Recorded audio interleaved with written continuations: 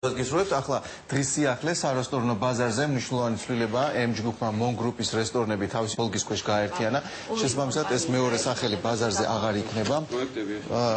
M გრუპი ძირითადად ტრადიციულ ქართულ რესტორნებს აერთიანებს, როგორც მასპინძელო, მეტეხის შტილი და პურის სახლია. MON გრუპი კი პრემიუმ კლასის არაქართული რესტორნების ქსელია, რომელიც იტალიურ ბუფეტს, ფრანგულ Belle de Jour-ს, იაპონურ საკურას და სხვა ძვირადღირებულ ობიექტებს აერთიანებს. კრიზისში ამ სეგმენტს სარესტორნო ბაზარზე განსაკუთრებით გაუჭირდა.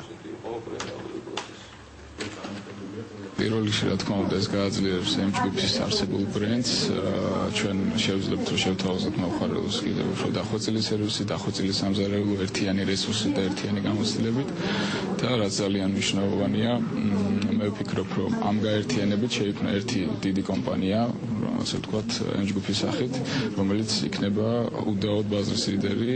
M ჯგუფი უკვე ფლობს 40%-ს არსებული ბაზრის და ჩვენი გათვალებით დაახლოებით წლის 2011 წლის ბოლომდე კიდე 10%-ით გაიზრდება ჩვენი მომხმარებლების რაოდენობა. იმიტომ რომ ამ ორი ჯგუფის გაერთიანებით ვიქნებით ნამდვილად ლიდერები, ჩვენი ნაირი დიდი გამოცდილების მქონე ჯგუფი არ ამგონია რომ საქართველოში არსებობდეს და ბევრ სიახლეებში შევთავაზებთ კიდე ჩვენ მომხმარებელს და იმედი გვაქვს ყველა ყოფილი იქნება.